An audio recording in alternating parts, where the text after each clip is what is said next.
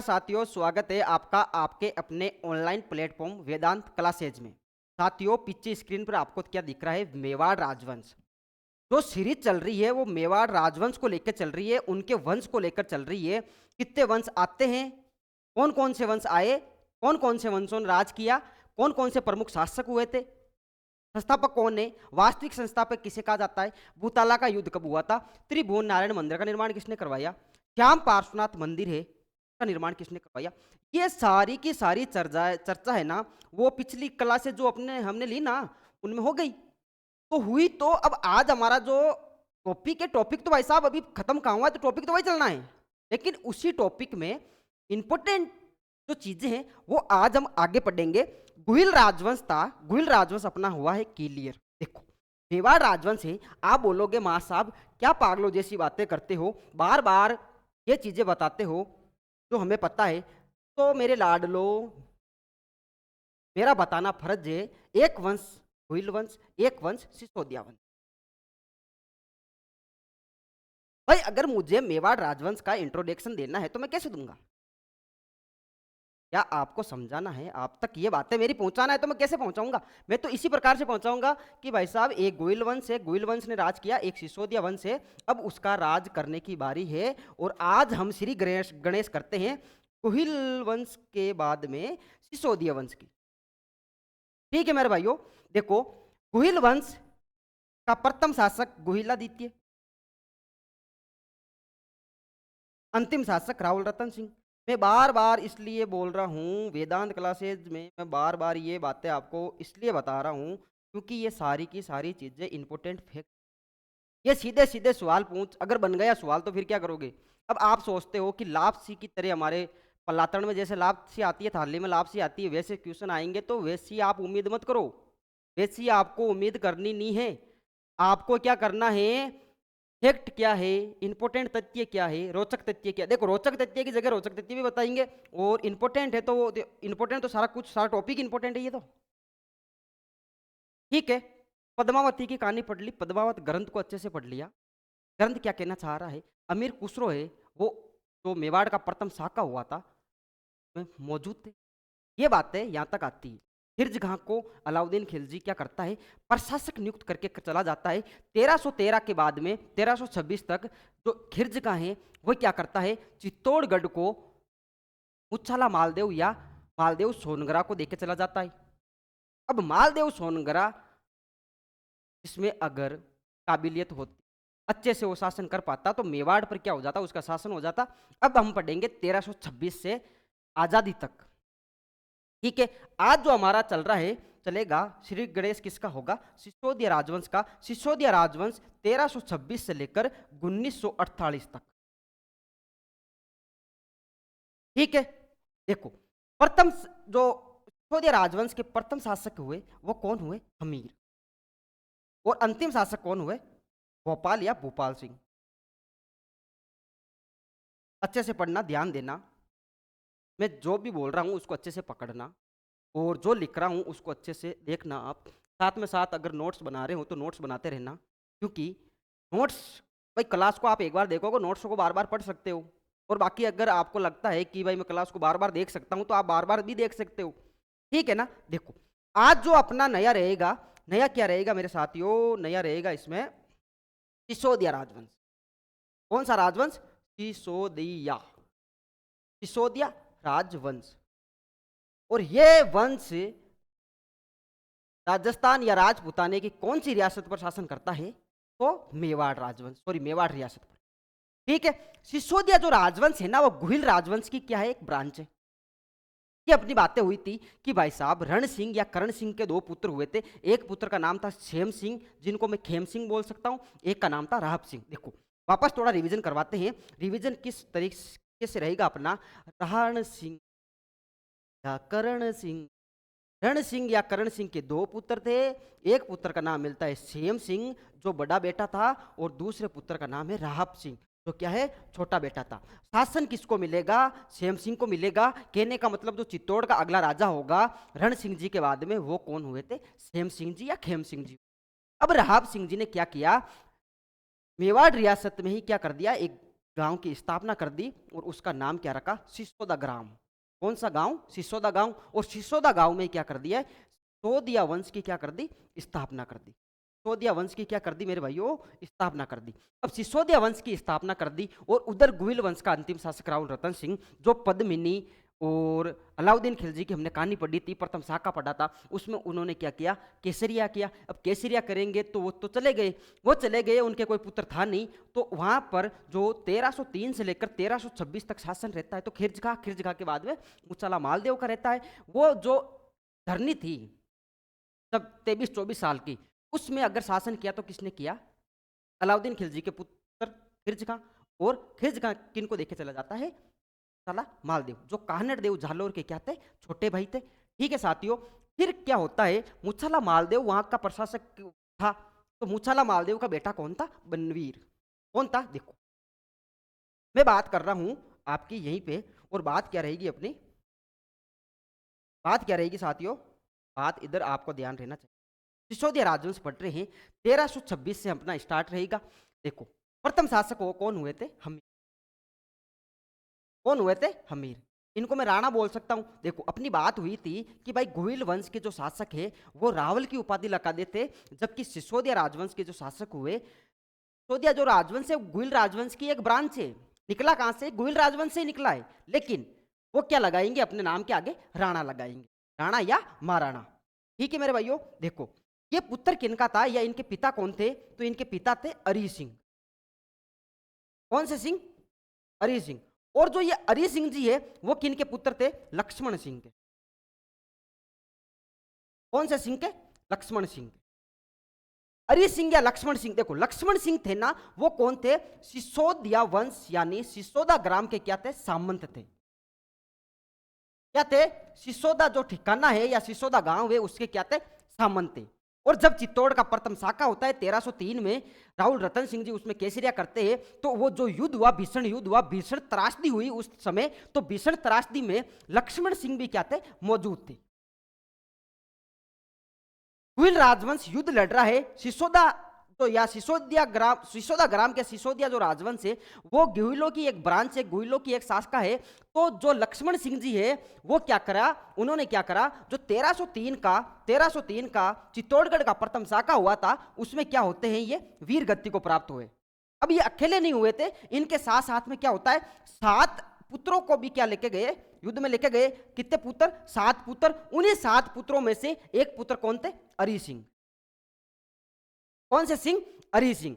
अरी सिंह समेत 6 पुत्र, यानी अरी सिंह समेत 7 पुत्र क्या होते हैं? 1303 वाला जो चित्तौड़ का प्रथम युद्ध या चित्तौड़ का प्रथम शाखा होता है उसमें क्या होते हैं? लक्ष्मण सिंह जी के साथ में वीर गति को प्राप्त होते हैं। और इन अरी सिंह जी के पुत्र कौन थे? हमीर थे। हमीर उस समय मैं कह सकता हूं कि साल या 2 साल के रहे होंगे। उनकी आयु या उम्र कितनी रही होगी? 1 साल या 2 साल। वह क्या था? अरी सिंह जी के एक छोटे भाई थे और उनका नाम क्या था? अजीत सिंह। अजीत सिंह। अजीत सिंह, कहीं कहीं इनका नाम अजय सिंह भी मिलता है। क्या मिलता है? अजय सिंह। अजीत सिंह या अजय सिंह। अरी सिंह जब वीर गति को प्राप्त हुए तो सिसोदा ग्राम के नए सामंत कौन बने या सिसोदा ठिकाने के नए सामंत कौन बने थे? अजीत सिंह या अजय सिंह बने। इन्हीं अजीत सिंह या अजय सिंह का एक पुत्र था जिनका नाम है सज्जन सिंह। कौन से सिंह? सज्जन सिंह। और इधर जो अरी सिंह जी है उनके पुत्र का नाम क्या है? हमीर। सुनना मेरी बात को। क्लास स्टार्ट हुई, चर्चा यही रही कि ज्येष्ठ पुत्र या बड़ा बेटा क्या बनेगा? राजा बनेगा। अब ठिकाना है तो ठिकाने के सामंत का बेटा भी राजकुमार है। बस ठिकाने का जो सामंत है या ठाकुर है तो उसका पुत्र भी क्या है? राजकुमार है। वो भी किसी से कम नहीं है, वो भी अपने आप में क्या है? राजकुमार ही है। तो जो अरी सिंह जी है ना, अरी सिंह जी की ये कहानी प्रचलित में है कि अरी सिंह जी जब राजकुमार हुआ करते थे, लक्ष्मण सिंह जी के बेटे थे, युद्ध से पहले की घटना है ये। तो क्या हुआ? अपने 4-5 भाइयों के साथ या 4-5 दोस्तों के साथ क्या हुए? शिकार करने के लिए गए। क्या करने के लिए गए? शिकार करने के लिए गए। कौन? अरी सिंह जी। और जब ये शिकार करने के लिए गए तो एक पगडंडी थी, पगडंडी में से क्या हुआ? एक महिला या एक लड़की क्या कर रही थी? भैंस को लेकर जा रही थी। उसी समय जो हरि सिंह जी के भाईले थे या दोस्त थे, उनमें से एक दोस्त क्या करता है, छेड़खानी करता है। क्या करता है, छेड़खानी करता है उस लड़की के साथ। तब वो लड़की क्या करती है, भैंस को तो लेके जा ही रही थी, उसके हाथ में रस्सी थी। क्या थी, रस्सी थी। और वो गुस्से में आकर क्या कर देती है, रस्सी को पता नहीं किस तरीके से उसने फेंका, जो क्या हुई, जो छेड़ रहा था उस लड़की को, उसी के घोड़ों के पैरों में जाके गिरी। क्या, रस्सी। रस्सी जब उस घोड़ों के पैरों में उलझ जाती है, तब घोड़े समेत दोनों क्या होते हैं, धड़ाम से गिर जाते हैं। कौन, हरि सिंह जी का जो दोस्त, जो क्या कर रहा था, पगडंडी से गुजरती हुई लड़की जो भैंस को लेके जा रही थी, उसको छेड़ रहा था। और उस जो लड़की थी, उसने अपनी रस्सी से क्या किया, उस घोड़े को गिरा दिया। तब हरि सिंह जी देखते हैं और बोलते हैं, वाह यार, गजब है ना ये तो, भाई वो आदमी तो गजब निकलियो, वो आदमी तो कहीं करियो, गजब निकलियो। कौन, वो महिला के बारे में बोला। लड़की थी, एक सामान्य परिवार की महिला थी, सॉरी लड़की थी वो। और उसी लड़की को जो इतना बड़ा काम कर दिया, भाई उनके दोस्त को गिरा दिया। जबकि उसको पता था कि हरि सिंह जी कौन है, सिसोदा ग्राम के लक्ष्मण सिंह जी के पुत्र है, और ये तो अपना आप में एक राजकुमार है, और मैं एक सामान्य वर्ग या सामान्य परिवार की क्या हूं, सामान्य कुल की एक लड़की हूं। सब कुछ पता होते हुए भी उसने क्या किया, उस घोड़े को गिरा दिया। आगे जाते हैं हरि सिंह जी, और शिकार करते करते, एक शिकार या जो शिकार था, खरगोश खरगोश कुछ रहा होगा, वो एक खेत में चला जाता है। उस शिकार के पीछे पीछे जब हरि सिंह जी और वही उनके भाईले लोग 7-8 थे, वो उस खेत की तरफ जाते हैं, तो उस खेत की रखवाली कौन कर रही थी, वही लड़की कर। जब वही लड़की उस खेत की रखवाली करती है, तो हरि सिंह जी क्या बोलते हैं, हरि सिंह जी बोलते हैं कि वाह यार, ये लड़की जो भैंस चरा रही है और अब ये रखवाली भी कर रही है, अब तो अंदर जाने भी नहीं देगी, क्योंकि अपना पहला विवाद हो भी गया था इनसे। पहले विवाद करके आई है 5-10 मिनट पहले, भड़का के तो आ गई है इनको, अब ये अंदर थोड़ी जाने देगी खेत के। जैसे वो अंदर जाने का प्रयास करते हैं, वो अपना आप को सोचते हैं कि यार मैं तो राजकुमार हूं, मुझे कौन रोकेगा, मैं अंदर जाता हूं। जैसे खेत के अंदर जाने का प्रयास करते हैं, तो वो लड़की बोलती है, अब आप तो अंदर चले जाओगे, अंदर चले जाओगे तो मेरे खेत में जो खेती है, फसल है, उसका क्या होगा, नुकसान होगा, तो आप ऐसा नहीं कर सकते। उसने क्या कर दिया, मना कर दिया। और उसकी अकड़ को देख के, उसके एटीट्यूड को देख के हरि सिंह को क्या हो जाता है, वन साइड लव हो जाता है। किससे, महिला से। उस महिला का नाम नहीं मिलता, उस महिला से क्या हो जाता है, एक सामान्य वर्ग की जो महिला या लड़की थी, उससे क्या हो जाता है, प्यार हो जाता है। और वो बोलती है कि आप रुको, आप राजकुमार हो, अच्छी बात है, हम क्या करें, आप राजकुमार हो तो, लेकिन आप ज्यादा ही इतना फोर्स कर रहे हो, तो मैं क्या करती हूँ, जो आपका खरगोश अंदर गया है, शिकार अंदर गया है, मैं फसल में से लेके आ जाती हूँ और आपको दे देती हूँ। तो बोलते हैं कि आपके बस की बात नहीं है ये, मुझे ही जानने दो, ताकि मैं क्या करूं, अपने भाइयों के साथ जाऊंगा, अपने दोस्तों के साथ जाऊंगा और उस शिकार को लेके आ जाऊंगा, और जो भी फसल का नुकसान होगा उसका भुगतान करेंगे। तब लड़की ने बोला कि स्वाभिमान मतलब नहीं जाने दूंगी, मैं मेरे खेत को नुकसान में नहीं डालने दूंगी। और एटीट्यूड वाली लड़की थी, जाने नहीं दिया, और बोलती है कि आप रुको, 2-5 मिनट बैठो, चाय वाय पियो, पानी वानी पियो, माचा पर बैठो आप 5-7 मिनट, बस अगली बात कर, मैं खरगोश आपको ले रहा हूं। वो क्या करती है, अंदर जाती है खेत के अंदर, और खरगोश को मार के उनके सामने समक्ष पेश कर देती। तब हरि सिंह जी बोलते हैं, उनके जो दोस्त है उनको बोलते हैं, अरे नाजोगो, तुमसे एक ये खरगोश नहीं पकड़ा गया, भागता भागता इस खेत में आ गया, और ये लड़की इसी खेत में से जो फसल है यहाँ पे, उस फसल में से इस खरगोश को लेके आ रही है, मार के हमारे सामने पेश कर रही है। इसका मतलब क्या है, ये लड़की बहुत ही विद्वान है, या युद्ध कला में क्या है, कौशल है। वन साइडेड लव तो उनके एटीट्यूड को देख के हो ही गया था। अब प्यार क्या परवान चढ़ने लगा, प्यार क्या हुआ, हरि सिंह जी का उस लड़की के प्रति परवान चढ़ने लगा, और बोलते हैं कि मुझे क्या करना है, विल यू मैरी मी। वो उस लड़की को प्रपोज करके बोलते हैं, विल यू मैरी मी। तो वो लड़की बोलती है, चल जा झुट्टे, मैं शादी नहीं करूंगी। क्या नहीं करूंगा, मैं शादी नहीं करूंगी, ऐसे कैसे शादी कर सकती हूं मैं, भाई आप होंगे राजकुमार, मैं भी अपने आप में कम नहीं हूं, नहीं सामान्य वर्ग की हुई तो क्या हुआ, मैं शादी नहीं करूंगी। आपको क्या करना पड़ेगा, मेरे पिताजी या मेरे पापा श्री को पहुंचना पड़ेगा, उनके समक्ष जाना पड़ेगा, उनसे रिश्ता मांगना पड़ेगा, मेरा हाथ मांगना पड़ेगा, उसके बाद मैं क्या करूंगी, शादी करूंगी। तो इनके वही नाजों के दोस्तों में से एक दोस्त था, मतलब भाईले थे रे, भाईले थे, हंसी मजाक वाले दोस्त थे। उन्हीं में से एक होता है, वो बोलता है कि चलो यार अब हरी सिंह जी आपको पसंद तो आई गई है, आप राजकुमार हो, चलते हैं इस लड़की के घर पे और इसके पापा से सीधा क्या मांगते हैं, इसका हाथ मांगते। जब हरी सिंह जी उस लड़की के घर जाते हैं, जो सामान्य परिवार से बिलोंग करती थी, उसके पापा को जाके बोलेंगे कि आपकी लड़की से मैं क्या करता हूँ, प्यार करता हूँ। बोले कब से? बोले 1 घंटे पहले से। भाई 1 घंटे पहले से प्यार हुआ और मुझे क्या करनी है, शादी करनी है। बोले राजकुमार, भाई जानते ही थे अपने आप, राजकुमार थे तो राजकुमार को कौन नहीं जानता। बोले राजकुमार ये ऐसी बात है तो क्या करो, इसी समय चौरी मांडो। भाई आपको शादी करनी है और मेरी बेटी कंवारी है, उनकी शादी मुझे भी करनी है, किसी ना किसी लड़के के साथ तो करूंगा ही। तो आप क्या करो, अब हाथों हाथ चट मंगनी पट ब्याह। 1 घंटे पहले प्यार होता है, दूसरे घंटे में मंगनी हो जाती है और तीसरे घंटे में क्या हो जाती है, उनकी शादी हो जाती है। तो थी कौन, सामान्य वर्ग या सामान्य परिवार की लड़की थी। शादी हो गई, शादी होने के बाद में, भाई शादी होने के बाद में लड़की को ससुराल जाना होता है। हरी सिंह जी अपने घर जाएंगे, सिसोदा गांव में जाएंगे और उधर इनके पिताजी कौन, 10 नंबर की जूती पहनने वाले लक्ष्मण सिंह। ठीक है, जैसे ही वो घर की तरफ रवाना होते हैं तब उनमें से एक समझदार दोस्त होता है और वो बोलता है कि यार गए अपन शिकार के लिए, किसी और का शिकार करके आ रहे हैं, शादी करके तू आ रहा है, तू घर पे जाएगा, लक्ष्मण सिंह जी को पता चलेगा तो उनकी प्रतिक्रिया जो रहेगी वो किस प्रकार की रहेगी। और 10 नंबर का जूता और पहनते हैं वो, तब होगा क्या मेरे भाई। तो बोलते हैं कि यार ये तो गड़बड़ कर दी, अब करे ही क्या, पापा को पूछा ही नहीं हमने तो, और ये प्यार ही प्यार में 2 घंटे के प्यार में ऐसा कर लिया हमने, अब करे क्या, फंस गए हम तो बोलते हैं कि चलो कोई नहीं, देखो ये सिसोदा ग्राम है, तो सिसोदा ग्राम एक ठिकाना था, तो इन ठिकाने के आसपास में 4-5 गांव आते थे, 4-5 गांव आते थे। तो बोला कि ये गांव तो आपके ही है, आपके पापा का ही है, मतलब आप राजकुमार हो तो आपके ही है गांव, और अगला सामंत आपको ही बनना है, अगला ठाकुर बनना है तो वो आपको ही बनना है। तो आप क्या करो, सिसोदा ग्राम जाओ मत, किसी दूसरे गांव में क्या कर लो, रुक जाओ। बोले कहाँ रुके? बोले वही होटल वोटल बुक करवाएंगे आपके लिए। तब वो क्या करते हैं, एक जगह रुकते हैं, एक गांव में रुक जाते हैं। ये गांव में रुके, काफी टाइम तक गांव में रुके रहे, क्योंकि लक्ष्मण सिंह जी को क्या नहीं करना, ये बात को पता नहीं चलना चाहिए। और इन दोनों से ही क्या होता है, अरे हमीर का जन्म होता है। क्या होता है, राणा हमीर का जन्म होता है।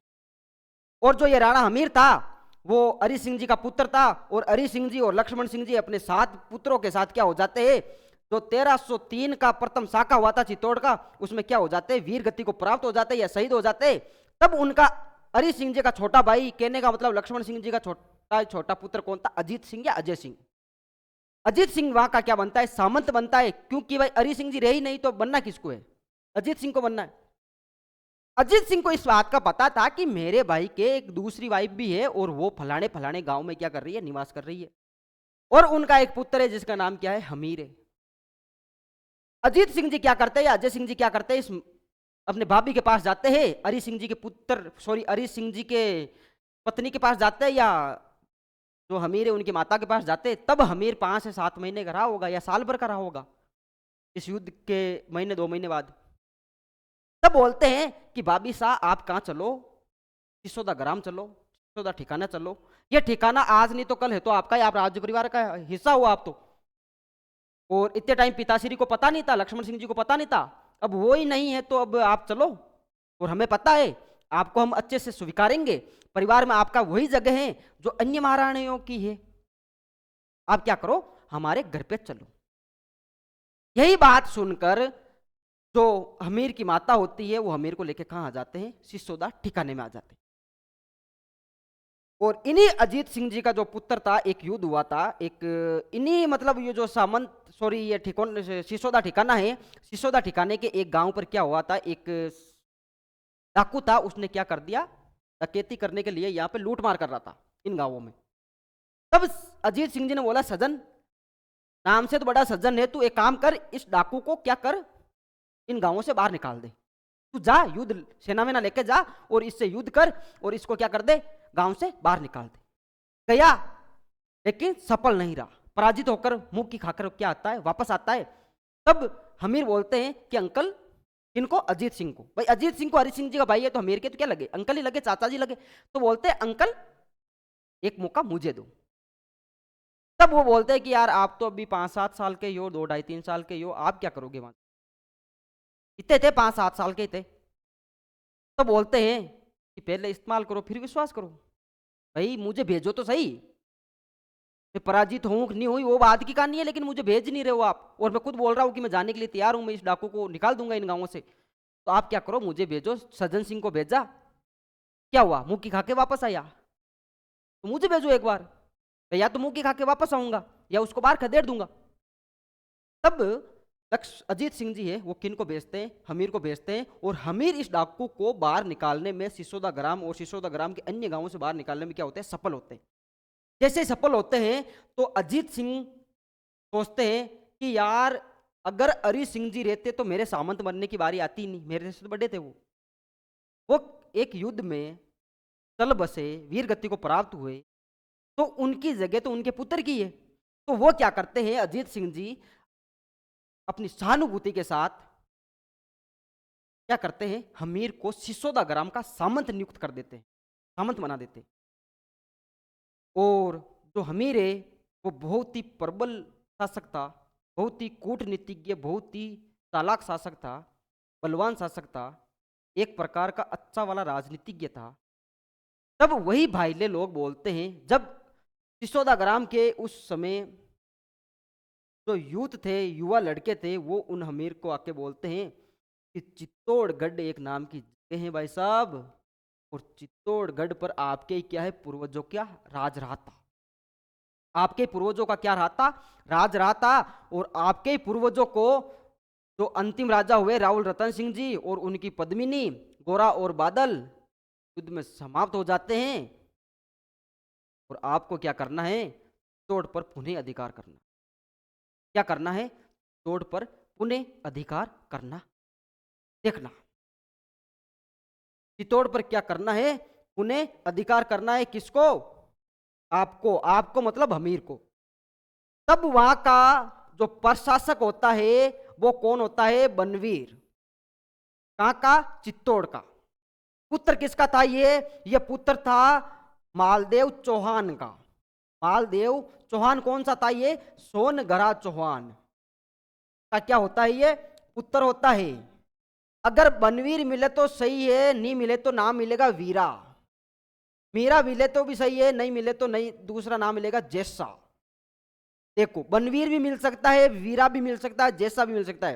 ये 3 नाम वाला आदमी था। जब 3 नाम वाले आदमी तो क्या होते हैं आपको पता ही है। तो मालदेव का पुत्र था। तब हमीर को वहां के युवा लोग बोलते हैं कि एक सेना का निर्माण करते हैं, आप तो वैसे ही कुशल आदमी हो, आपको सामंत नहीं, आपको तो शासक बनना चाहिए। और आपके पूर्वजों का ही क्या था, वहां पे राज था कोई टाइम में, आज के 10-15 साल पहले। तो 1326 में मैं कह सकता हूं कि वो 24 से 25 साल के होंगे भाई। 1313 में तो वो 1 साल 2 साल के थे, तो 1326 में तो सीधे सीधे वो 24-25 साल के थे। अब 24-25 साल का गबरू जुआन क्या करेगा, आक्रमण करेगा कहां पर, बनवीर पर। बनवीर जो कहां का प्रशासक था, चित्तौड़गढ़ का। और उसको क्या करते हैं, चित्तौड़ से बाहर निकाल देते हैं। और मेवाड़ जो रियासत है उस पर किसकी स्थापना कर देते हैं, मेवाड़ रियासत पर किसकी स्थापना कर दी, 1326 के अंदर हमीर ने क्या कर दिया, चित्तौड़ पर सिसोदिया वंश की स्थापना कर दी। किस पर, सिसोदिया वंश की स्थापना चित्तौड़ पर कर दी। वंश कौन सा होगा, सिसोदिया वंश।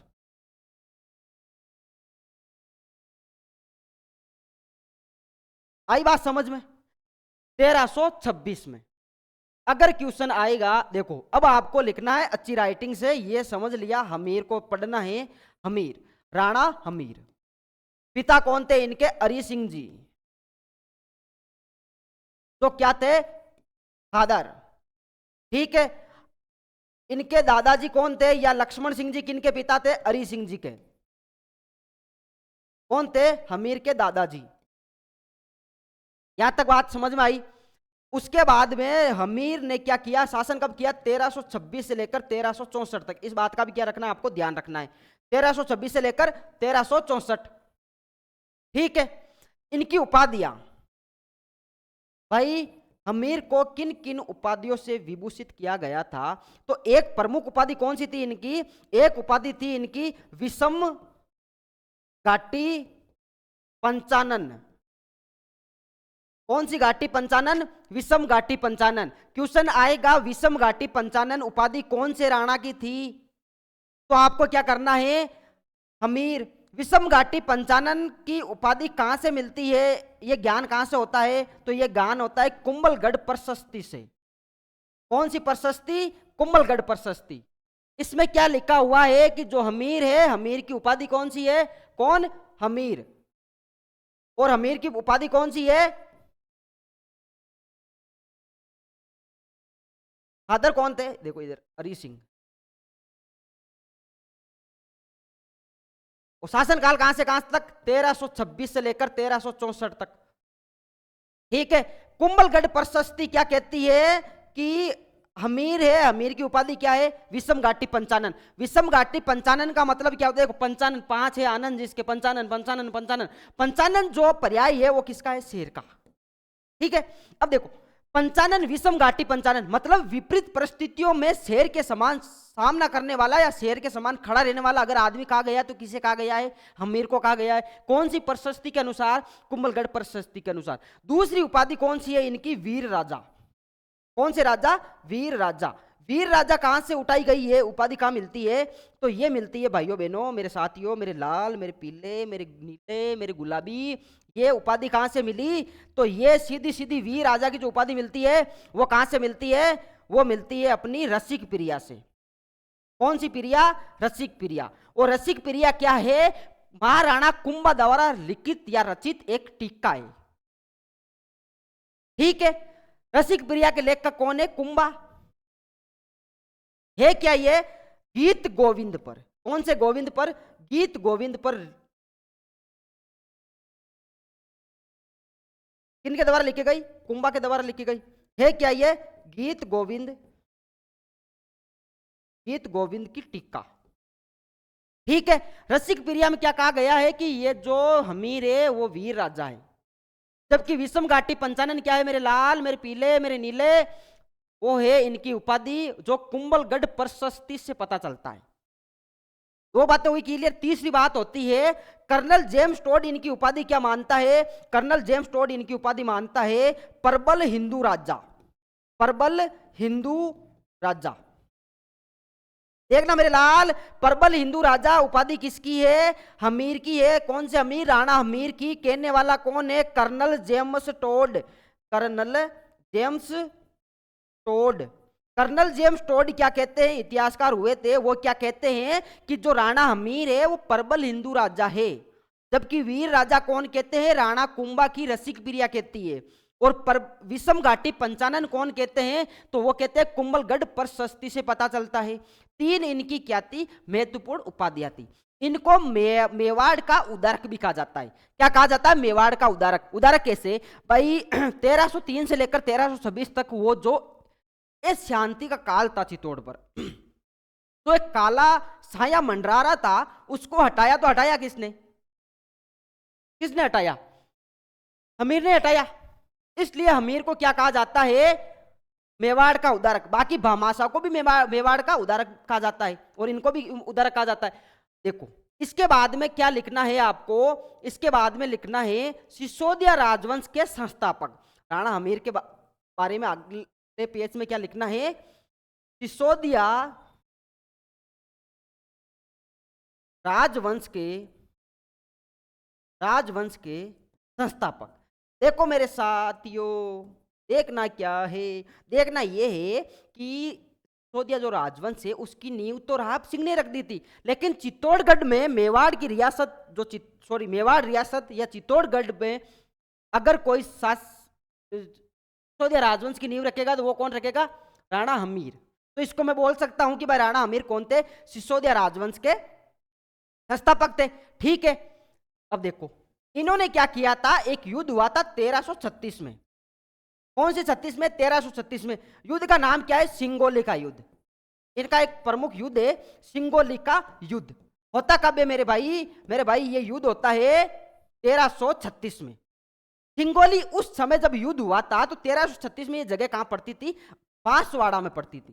कहां पड़ती थी? बांसवाड़ा में पड़ती थी उस समय। वर्तमान में अगर पूछ ले कि सिंगोली वर्तमान में कहां है, वेदांत क्लासेज ये भी बताएगा कि वर्तमान में ये जगह कहां? एमपी में है। मध्य प्रदेश में क्या है ये अभी वर्तमान जगह? जब युद्ध हुआ था तो उस समय ये जगह कहां थी? बांसवाड़ा में थी। युद्ध होता कब है? 1336 में। अब युद्ध हुआ तो युद्ध होगा किन किन के बीच? तो युद्ध होता है राणा हमीर वर्सेज मोहम्मद बिन तुगलक के बीच। मोहम्मद बिन तुगलक के बीच। मोहम्मद बिन तुगलक के बीच। मोहम्मद बिन तुगलक के बीच और राणा हमीर के बीच कौन सा युद्ध लड़ा गया? सिंगोले का युद्ध लड़ा गया। युद्ध होता कब? 1336 में होता है, शासन काल के 10 साल बाद। शासन कब स्टार्ट हुआ? 1326 में स्टार्ट हुआ। 1336 में क्या होता है? सिंगोली का युद्ध होता है। सिंगोली उस समय बांसवाड़ा में थी, वर्तमान में कहां है? ये एमपी में है। ठीक है, सिसोदिया राजवंश के संस्थापक इन्हें कहा गया है? तो राणा हमीर को कहा गया है। विषम घाटी पंचानन, वीर राजा, प्रबल हिंदू राजा उपाधियां किनकी है? मेवाड़ का उदारक जो 4 उपाधियां वो किनकी है? हमीर की है। यहां तक आपको बात आई समझ में? इस युद्ध में क्या होता है? जो ये युद्ध लड़ा जाता है इसमें विजय कौन हुए? राणा हमीर हुए। कौन से हमीर? राणा हमीर। अब विजय ये हो गए तो हारेगा कौन? मोहम्मद बिन तुगलक। ठीक है, इस युद्ध के बारे में आपको इतना ध्यान रखना है। इन्होंने क्या किया? चित्तौड़गढ़ में एक मंदिर का निर्माण करवाया। किन्होंने? हमीर एक मंदिर का निर्माण करवाते हैं। कहां पे? चित्तौड़गढ़ में। मंदिर का नाम क्या है? अन्नपूर्णा माता का मंदिर। कौन सी पूर्णा माता का मंदिर? अन्नपूर्णा माता का मंदिर। मंदिर कहां है साथियों? देखो, ये अन्नपूर्णा का दूसरा नाम मिलेगा बड़बड़ी माता। कौन सी माता? बड़बड़ी माता। और ये माता कौन है? ये माता है गुहिलों की या सिसोदियाओं की इष्ट देवी है। जबकि गुहिलों की कुल देवी कौन है? बाण माता। बाण माता कौन है? गुहिलों की या सिसोदियाओं की क्या है? कुल देवी। ठीक है, और बड़बड़ी माता या अन्नपूर्णा माता जिनका मंदिर चित्तौड़गढ़ में है, राणा हमीर द्वारा बनाया गया, वो क्या है? गुहिलों की इष्ट देवी। ठीक है, यहां तक आपको समझ में आना चाहिए। मंदिर कहां है? चित्तौड़गढ़ में। मंदिर का निर्माता कौन है? राणा हमीर।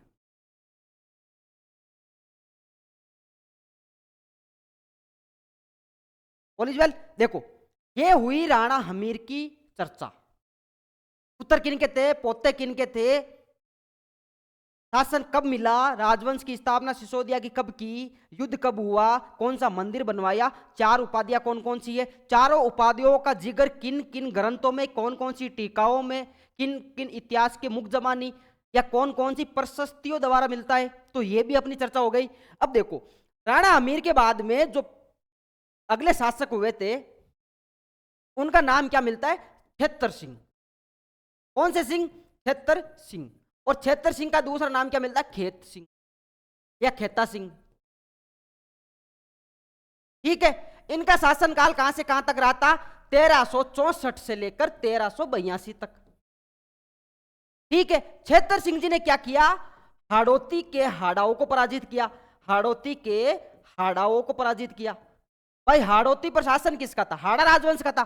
तो हाड़ौती के हाड़ाओं को क्या करेंगे? पराजित करेंगे। हाड़ौती के हाड़ाओं को पराजित किया। पहला सबसे इंपॉर्टेंट काम किया था तो इन्होंने यही किया था। क्वेश्चन आएगा, मेवाड़ के प्रथम वे शासक जिसने हाड़ौती को दबाया या हाड़ौती का दमन किया या हाड़ौती के हाड़ाओं को अपने अधीन किया, वो शासक कौन है? छेतर सिंह। ठीक है, अब छेतर सिंह नाम से ही स्पष्ट होगा कि ये क्या करेंगे? अपने एरिया या अपने राजवंश की या अपने रियासत का क्षेत्र बढ़ाएंगे। क्षेत्र मतलब एरिया बढ़ाएंगे। एरिया किस प्रकार से बढ़ाया इन्होंने? एक तो अजमेर पर राज कर लिया। अजमेर के बाद में उन्होंने जहाजपुर पर राज कर लिया। कौन से पुर पर? जहाजपुर पर। अब पहले भीलवाड़ा में आता था, अब ये शाहपुरा में आता है। उसके बाद में उन्होंने मांडल पर अधिकार कर लिया। मांडल को जाते जाते उन्होंने 56 के मैदान पर अधिकार कर लिया। 56 के मैदान पर अधिकार कर लिया। और इन चारों पांचों एरियाओं को किसमें मिला लिया? मेवाड़ रियासत में मिला लिया। कौन सी रियासत में मिला लिया? मेवाड़ रियासत में। क्वेश्चन आएगा कि मेवाड़ रियासत में अजमेर जाजपुर मांडल जप्पन के मैदान को मिलाने वाले से मतलब राजा कौन थे या शासक कौन थे? तो कौन थे? छेतर सिंह थे। छेतर सिंह नाम नहीं मिलेगा तो क्या मिलेगा? खेता सिंह या खेत सिंह मिलेगा। शासनकाल 1364 से लेकर 1382 तक रहा। हाड़ौती के हाड़ाओं को क्या करते? प्रथम कार्य तो यही करते, हाड़ौती के हाड़ाओं को का दमन करते या उनको पराजित करते। दूसरा, अजमेर जाजपुर मांडल छप्पन के मैदान को क्या करते? मेवाड़ रियासत में मिला लेते। ठीक है। तीसरा, इन्होंने सबसे महत्वपूर्ण अगर कोई कार्य किया या छेड़खानी की ना, तो वो क्या की, क्यों पढ़ा जाता है इनको? इन्होंने क्या किया? मालवा के एक सिरदार था, उनका नाम था दिलावर खां गोरी। दिलावर खां गोरी तो शासक कहां का था? मालवा का। इनको क्या किया? छेतर सिंह जी ने दिलावर खां गोरी को पराजित कर दिया। क्या कर दिया? दिलावर खां गोरी को पराजित कर दिया। अब दिलावर खां गोरी को पराजित कर दिया तो मालवा वाले सियाने बैठेंगे क्या? सियाने नहीं बैठेंगे ना।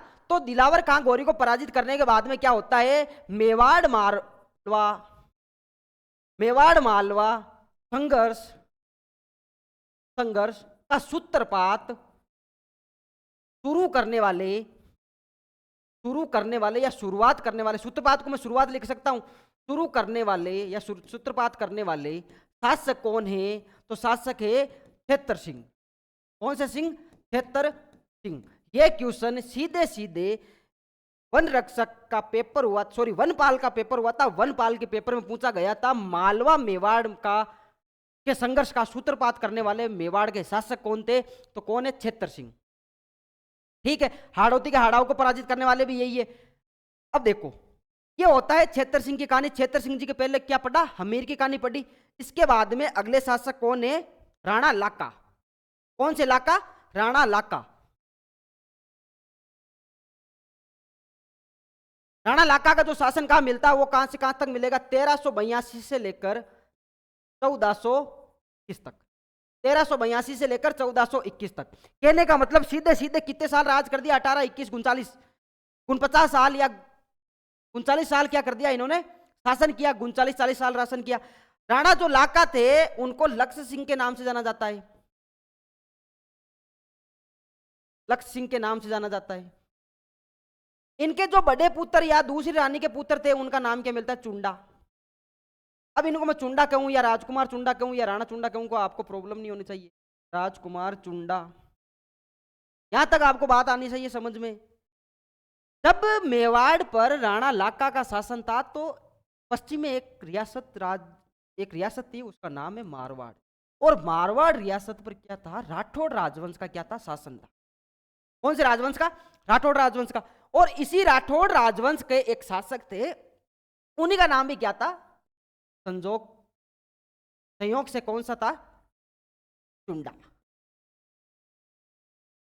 अब देखो, ये लगाते थे राणा, वो लगाएंगे राव, तो इनको मैं लिख सकता हूं राव चुंडा। ठीक है। इन्हीं की एक पुत्री थी और पुत्री का नाम था, विवाह योग्य पुत्री थी, विवाह योग्य पुत्री थी, तो पुत्री का नाम था हंसाबाई। कौन सी बाई? हंसाबाई। हंसाबाई जवान हुई, शादी के लायक हुई, तब राव चुंडा ने बोला कि यार इसके लिए एक योग्य लड़का ढूंढा जाए। अब शादी तो लड़के से होगी, लड़की की लड़के से होगी, तो क्या ढूंढा जाए? योग्य लड़का ढूंढा जाए। किसने बोला? राव चुंडा ने बोला। शासक कहां के थे? मारवाड़ के राठौड़ राजवंश के शासक थे। तो उस समय क्या होता था? राजा महाराजा रिश्ता देखने के लिए या रिश्ता भेजने के लिए किसको भेजते थे? 4-5 ब्राह्मणों को भेजते थे। 5 ब्राह्मणों को ये भेजते हैं कौन? राव चुंडा, कि आप कहीं मत जाओ, आप मेवाड़ जाओ। मेवाड़ का एक राजकुमार है जो आगामी टाइम में राजा बनेगा, उसका नाम है चुंडा, या राणा चुंडा या राजकुमार चुंडा। तो अभी क्या है? राणा लाका का पुत्र है, अभी राजकुमार है और आरएस की तैयारी कर रहा है। मेंस प्री उसका क्लियर है, मेंस की वेदांत क्लासेस से क्या कर रहा है? तैयारी कर रहा है। तो आप कहां जाओ? आप सीधे सीधे जाओ मेवाड़।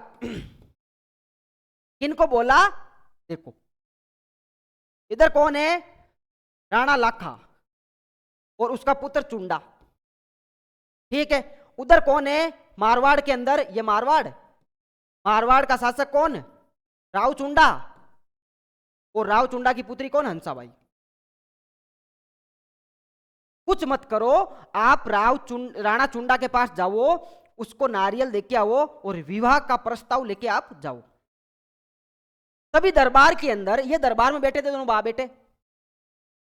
ये क्या था कि राजा बनने से पहले ही अल्प आयु में ही प्रशासन संभालने लगा था, कुशल आदमी था, होशियार था, आरएस की तैयारी कर रहा था, वो भी वेदांत क्लासेज कर रहा था। तो ये पढ़ रहा था, पढ़ते पढ़ते ही ये क्या करने लग गया, राजपाट को संभालने लग गया, प्रशासन को संभालने लग गया। तो अपने बाप के पास ही बैठा रहता था, बाप को बताता था कि नहीं पापा ऐसे नहीं, ऐसे होगा, नहीं नहीं आप गलत कर रहे हो, ऐसे होगा। पापा कहते यार मुझे इतना आता नहीं है। तो ये क्या करता था, प्रशासन संभालता था, दरबार में बैठा था। उसी समय क्या होता है, मारवाड़ से 5 ब्राह्मण, 5-6 ब्राह्मण आए, हंसाबाई का क्या लेके आए थे, रिश्ता लेके आए थे। किसके लिए, राव चुंडा के लिए। आके बोला कि महाराज इनको राणा लाकाई बैठेंगे, राणा लाकाई राजा, कि हम आए हैं मारवाड़ से और हम हंसाबाई का रिश्ता लेके आए थे। किसका रिश्ता लेके आए, हंसाबाई का रिश्ता लेके आए। ये सुनते ही राणा लाका बोले कि बुढ़ापे में ही हमारे क्या आने लग गए हैं, रिश्ते आने लग गए, इसका मतलब मैं क्या हूं, स्मार्ट हूं। स्मार्ट हूं तो क्या है कि मेरे बुढ़ापे में क्या आ रहे, रिश्ते आ रहे हैं। तब वहां पर उपस्थित जो दरबारी थे राणा लाका के, वो बोलने लग गए बूढ़ा सटिया गया है क्या, कब्र में पैर है और दिल जो मान नहीं रहा शादी के लिए तैयार है, बदतमीज दिल हो रहा है इसका। तब ये बात कौन सुनता है, चुंडा सुनता है। और चुंडा बोलता है कि यार मेरे बाप की बेइज्जती हो रही है, पापा ने हंसाबाई से विवाह करने का जो प्रस्ताव आया उस पर हामी भरी, मन गदगद हुआ, राजी हुआ, मन में हरियाली उत्पन्न हुई। और अब जो दरबार के लोग हैं वो भी यही बोलने लग गए हैं, तो मैं क्या करूंगा, ये शादी तो नहीं करूंगा। ये 5 ब्राह्मण इस बात पर कुछ बोलते उससे पहले राणा लाका ने ये बात बोल दी थी कि बुढ़ापे में हमारे क्या आने लग गए, रिश्ता आने लग गए। अब ये आगे कुछ बोले, इससे पहले इनकी बात दब गई, ये निकल गए, ये मारवाड़ के लिए रवाना हो गए। उसी समय तो चुंडा है, चुंडा क्या करता है, इन्हीं ब्राह्मणों से मिलता है, साइड में ले जाके पूछता है इधर आओ साइड में और बताओ बात क्या है। तो बोला कि रिश्ता